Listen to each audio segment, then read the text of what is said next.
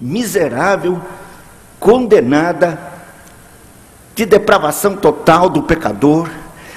É a pregação da sua inabilidade, incapacidade de salvar-se a si mesmo, sequer de ir a Cristo.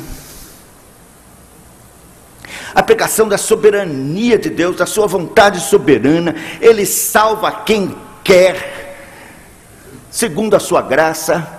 A salvação pertence ao Senhor, diz Jonas 2,9.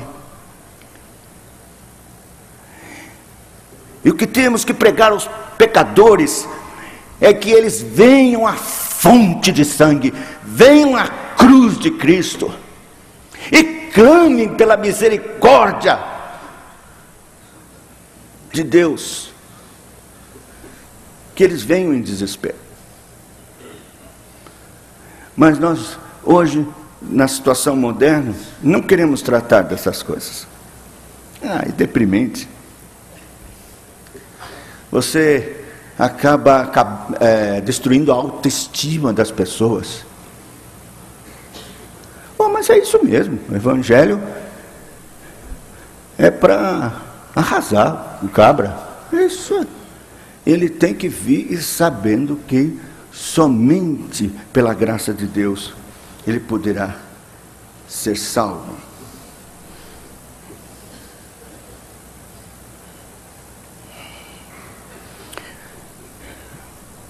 Gálatas capítulo 1, versículo 10, diz o seguinte. Eu digo isso porque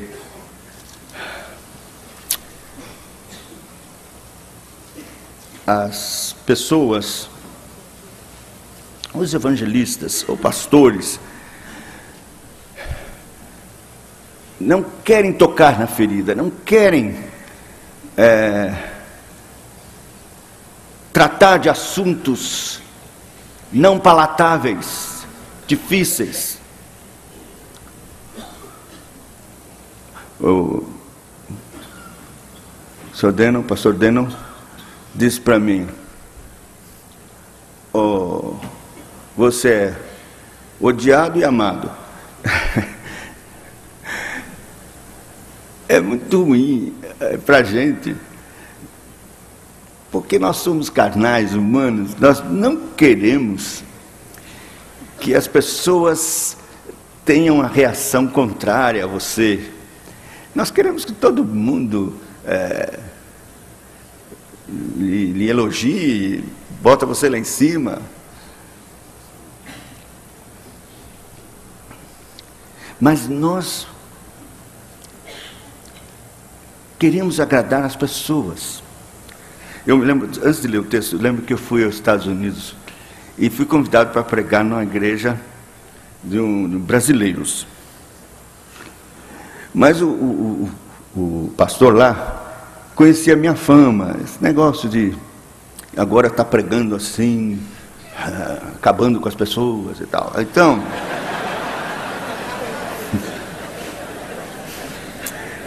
ele me chamou no quartinho antes da pregação e disse: olha, pastor Josafá, é o seguinte, aqui a situação é diferente do que lá no Brasil. Deixa eu fazer um parênteses antes, ele está fazendo parte de um programa de plantação de igrejas da denominação presbiteriana lá dos Estados Unidos, e ele estava sob teste. O Assessment Center coloca o obreiro sob teste. Ele tem que produzir X almas dentro de um tempo, senão ele não passa para outra fase. O salário é bom, $2.000 e tal. E aí ele então estava nessa luta. Ele disse: lá vem esse cara do Brasil, vai fazer uma devassa aqui. Então ele me chamou.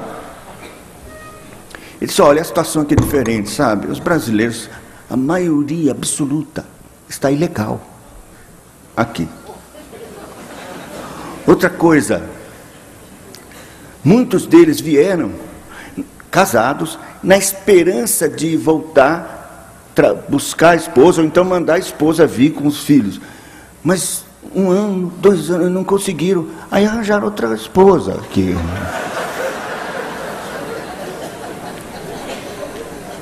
Mas eles são sinceros, foi a situação. Outros estão envolvidos em trabalhos ilegais, porque eles não estão legais, não podem ser legalizados no trabalho, então o trabalho é tudo trambique, é tudo fora da lei. Mas esse é o pessoal que nós temos, então o senhor, cuidado para falar. Coitado.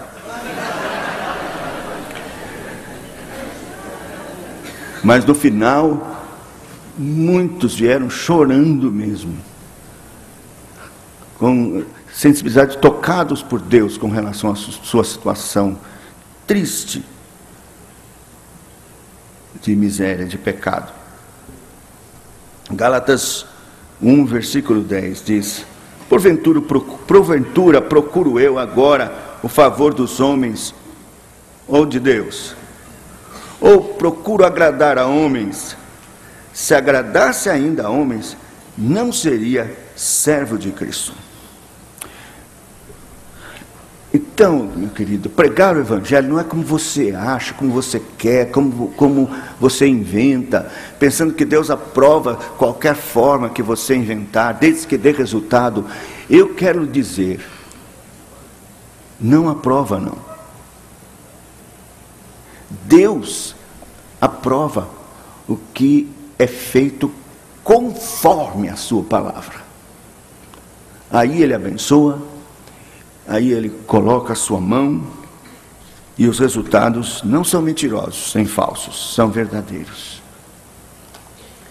Então, sabe o que o movimento de crescimento de igreja faz? Eles querem dar uma forma empresarial na pregação do Evangelho. E propõe você usar as leis de marketing, as leis da sociologia moderna, da ciência de comunicação moderna, que diz o seguinte: é a audiência quem diz o que você deve falar, e não você que decide por você mesmo o que deve falar. Isto é, fale o que a audiência quer ouvir. Essa é a regra da comunicação moderna.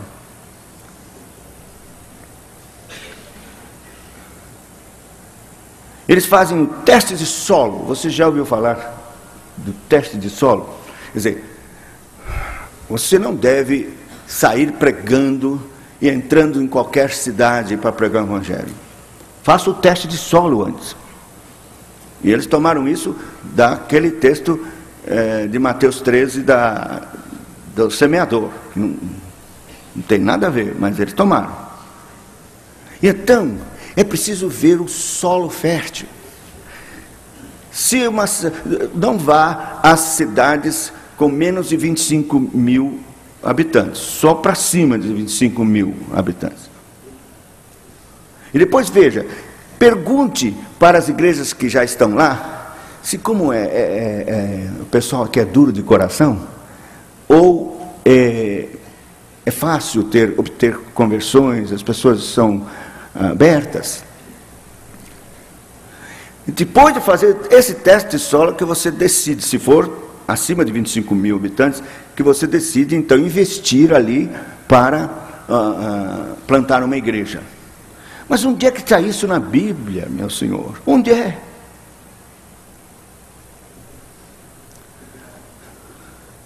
A Bíblia não diz nada disso. Ide por todo mundo e pregar o Evangelho a toda criatura. Não importa. Há realmente lugares mais difíceis que outros. Mas esse é o desafio de Deus.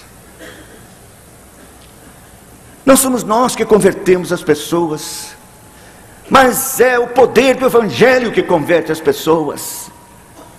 E o Senhor diz: operando eu, quem impedirá?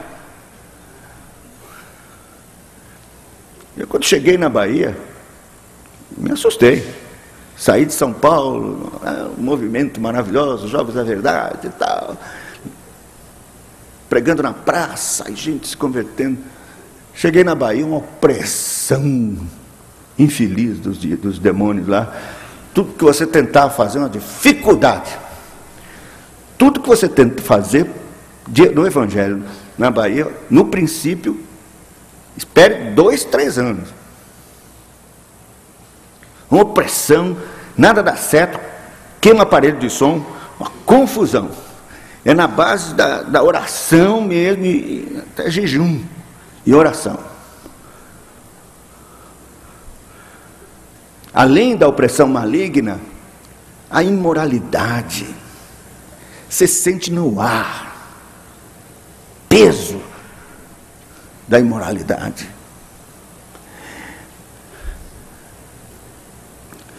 Mas não foi assim que Paulo encontrou, não foi isso que ele encontrou lá na cidade de Corinto. Era uma cidade maligna. Havia um templo lá para Afrodite. O culto era a prostituição. As prostitutas cultuadas. Vou adorar ao Senhor. Adorar a Afrodite. E aí ia para a prostituição lá nos quartinhos. Era adoração, uma miséria. E a cidade inteira se respirava essa imoralidade. E Paulo sentiu esse peso e ficou desanimado. Aí o Senhor apareceu para ele à noite dizendo: fale, não te cales, nenhum mal te sucederá, porque eu tenho muito povo nesta cidade. Você quer algo mais encorajador do que isso? Depois que eu descobri as doutrinas da graça, a eleição de Deus, que evangelista é para buscar os eleitos, eles ouvirão a voz, é certa a colheita. Deus tem muito povo lá em Salvador, não importa a idolatria, o espiritismo, o candomblé, toda a oposição do inferno.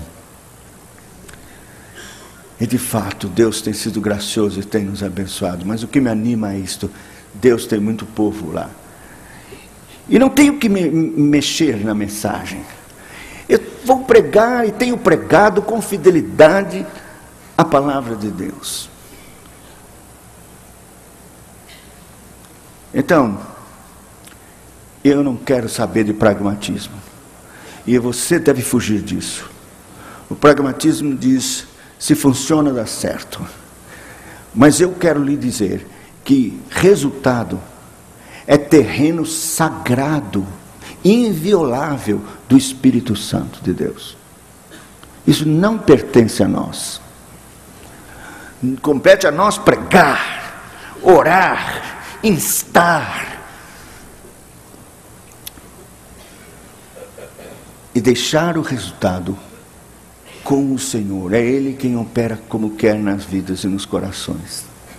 Nós não podemos ser dirigidos na nossa ação pelos resultados.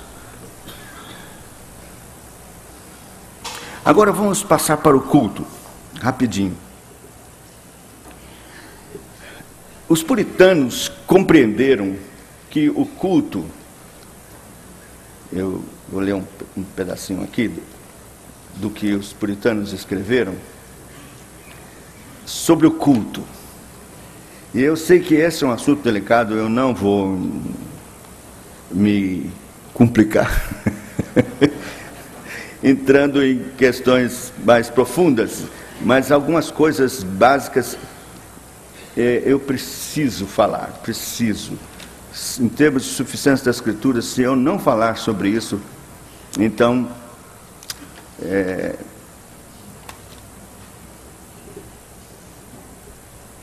onde é que está? Vamos aqui o negócio.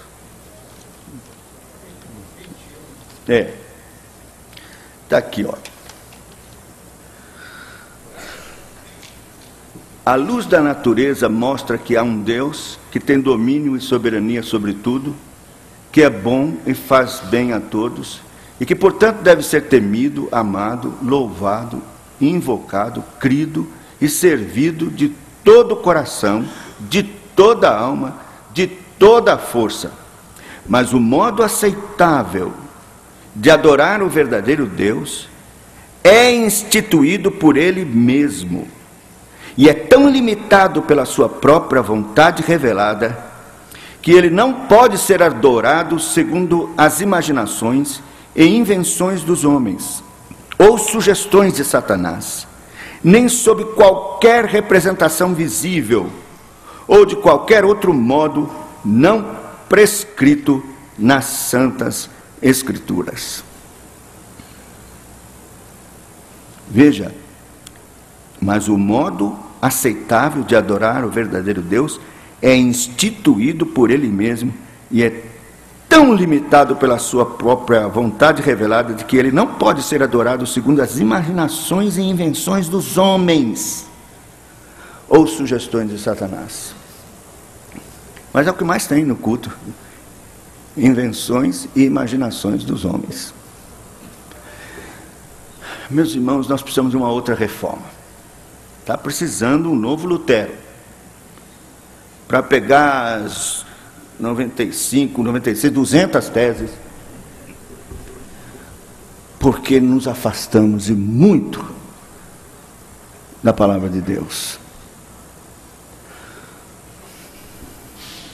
Você já ouviu falar do princípio regulador? Os puritanos tinham um princípio regulador do culto, um princípio regulador.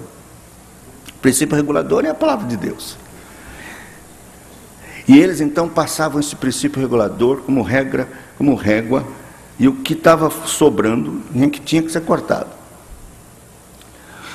O princípio regulador dos anglicanos e outros, eu infelizmente tenho que dizer de muitos presbiterianos, de igrejas presbiterianas, infelizmente, e outras igrejas, denominações, sabe qual é o princípio regulador deles? É o seguinte: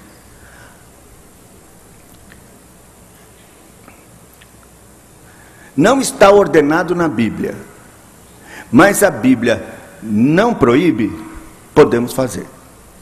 Esse é o princípio regulador geral. Talvez seu, foi por muito tempo meu também.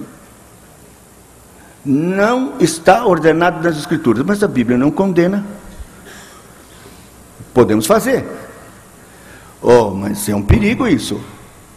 Quer ver? Lutero, infelizmente, a igreja luterana, especialmente depois de Lutero, escolheu esse princípio. Então, por exemplo, vela. A Bíblia ordena usar vela no culto? Não. Mas a Bíblia proíbe usar vela no culto? Não tem. Não use vela, não tem. Então pode usar vela. Mas os reformados, de linha calvinista, tinham outro princípio regulador. O princípio regulador era esse dos puritanos e os calvinistas. A Bíblia não ordena, é proibido fazer no culto. Aí é duro. Mas eu quero que você pense sobre isso. Pense um pouco de como Deus tratou a questão do culto. Vamos ver o princípio regulador. Eu não tenho tempo de ler todos os textos, mas alguns apenas. Você se lembra de Nadab e Abiú, filhos de Arão? E eles trouxeram um fogo estranho que Deus não lhes havia ordenado. Um foguinho maravilhoso. Só vai... É a melhor das intenções nossas. Incrementar um pouco aqui a coisa. Fogo neles. Foram consumidos. Olha, para mim, uma das passagens da Bíblia que mais me impressionam com relação a essa questão da boa vontade, primeiro é o caso de 10 minutos. Primeiro é o caso do rei Saul, que recebeu uma ordem, acho que é capítulo 15 de 2 Samuel, primeiro, acho que é 2 Samuel. Eu não tenho tempo de ler, mas você vai se lembrar. A ordem era destruir os amalequitas, acabar com tudo. Mas aí, ele não fez isso. Quando Samuel chegou, disse: que balido é esse de ovelhas que eu estou ouvindo? Você não obedeceu à voz do Senhor. Se não sabe o que é, Samuel? Nós resolvemos, os soldados, fazer um culto de gratidão. Nós vamos oferecer ao Senhor estas ovelhas. É a melhor das intenções. E a resposta de Samuel, na parte do Senhor, disse: não, melhor antes é obedecer do que sacrificar. E o que mais me assusta é ele dizer que a rebelião, isto é, a desobediência obstinada em fazer o que Deus não tem ordenado, é pecado de feitiçaria e de idolatria aos olhos de Deus. Às vezes a gente pensa que o culto está tão maravilhoso, que bênção, e para Deus é feitiçaria e idolatria, porque o que se está fazendo não foi ordenado por Ele, não serve boa intenção.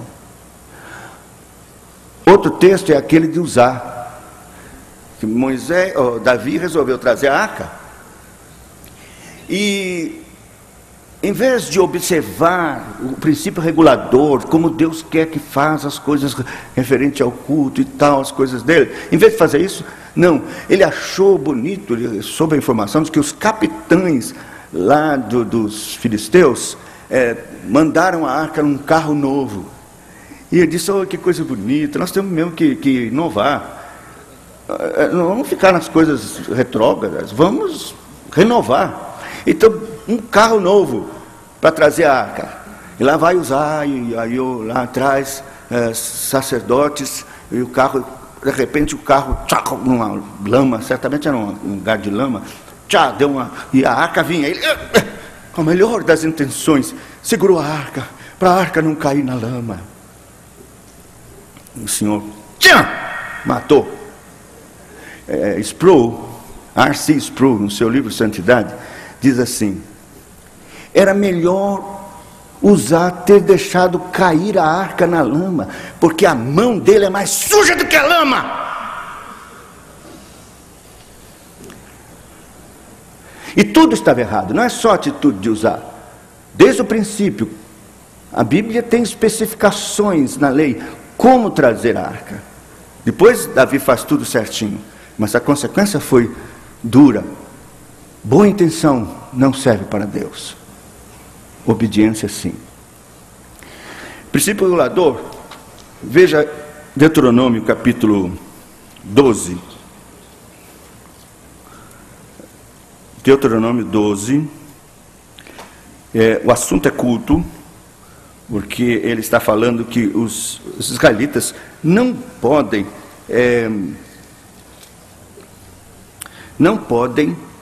imitar como as outras nações adoram seus deuses. Não podem tentar trazer para o culto formas de adoração ou princípios do mundo para dentro do culto. Não, o capítulo 12 é sobre isso. Na minha Bíblia a edição colocou o lugar do culto verdadeiro. É sobre o culto o assunto. Veja o verso 32. Termina o assunto dizendo assim: tudo o que eu te ordeno observarás, nada lhe acrescentarás, nem diminuirás. Princípio regulador. Mas isso é Velho Testamento. Verdade, o Velho Testamento, com relação ao culto, o Novo Testamento mudou mesmo. Algumas coisas ficaram do culto do Velho Testamento: oração, leitura das Escrituras, pregação. Essas coisas do culto do Velho Testamento ficaram para o culto do Novo. O resto, que era cerimonial, acabou. Mas também no culto do Novo Testamento há princípio regulador. Não é como a gente pensa, agora é livre, cada um faz como achar que melhor fazer. Não, ele tem ordenado como deve ser o culto do Novo Testamento, e nós não somos obrigados a cumprir mandamentos de homens com relação à adoração. Abra aí Mateus, 5 minutos, né? Só mais 5 minutos, tá bom. Mateus 15. Mateus 15.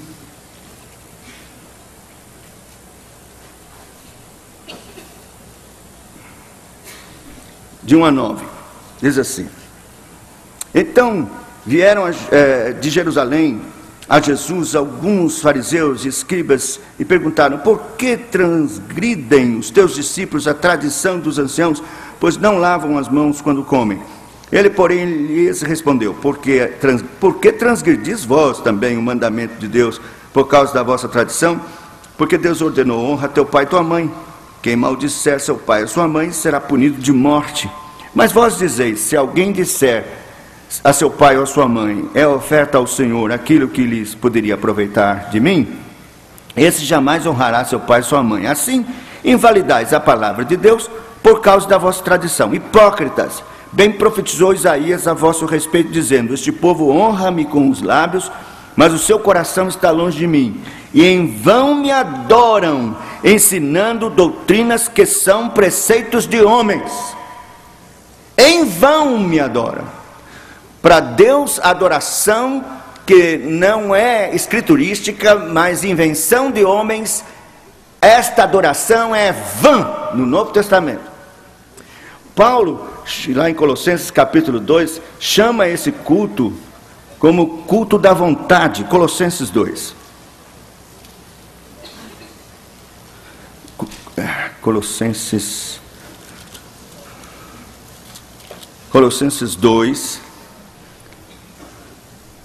a partir do verso 20, diz assim: Se morrestes com Cristo para os rudimentos do mundo, por que, como se vivesseis no mundo, vos sujeitais a ordenanças? Não manuseis isso, não proves aquilo, não toques aquilo outro, segundo os preceitos e doutrinas dos homens, pois que todas essas coisas com uso se destroem. Tais coisas com efeito têm aparência de sabedoria, como culto de si mesmo, e de falsa humildade, de rigor ascético, todavia não tem valor algum contra a sensualidade. Essa expressão, como culto de si mesmo, no grego é etelotreskeia, que quer dizer culto da vontade.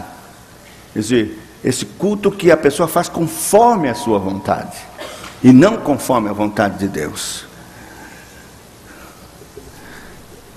Meus irmãos, eu acho que nós temos que rever esse problema da suficiência das Escrituras. É um problema, porque a nossa liberdade é de cumprir a palavra de Deus, e não de fazer o que nós achamos, queremos fazer. Onde há o Espírito do Senhor, aí a liberdade. As pessoas dizem, mas a liberdade do Espírito, a liberdade que o Espírito dá, é para cumprirmos a palavra de Deus. Isso quer dizer, nós não devemos, não podemos ficar debaixo de doutrinas de homens, mas estamos escravizados a Cristo e a sua palavra. Eu não tenho medo de dizer isso. Calvino se intitulava servo da palavra de Deus, e eu quero ser também, e quero desafiar você a ser também. Talvez doa muito ter que passar a faca, a navalha em tudo que está sobrando da régua do princípio regulador. Talvez muitos se afastem, se não vem mais nessa igreja, que foi o que aconteceu comigo. Mas como é bom ter paz, boa consciência e esperar em Deus. Quando eu fazia aqueles truquinhos para o apelo, para ter resultado, que eu fazia um truquinho, né? Levanta a mão, agora se você for, você fica de pé, Bom, se você ficou de pé, você não vai se furtar eu chamando aqui à frente. E o camarada não tinha jeito, porque todo mundo estava olhando para ele. E eu dizia, se você for sincero, você virá. Aí os outros todos olhando e disseram, quero ver se você for sincero. Aí o cabra vinha à frente. Então era uma armadilha, tinha sempre resultado. Mas quando eu acabei com isso, minha dependência ficou só o Senhor. E eu tive que dobrar os joelhos e orar, e orar, e orar, e crer no poder da palavra de Deus. Crer que Deus honra aqueles que se submetem à sua palavra e lhe obedecem. Eu quero desafiar você. Saia daqui desafiado. Creia na suficiência das Escrituras. Um grande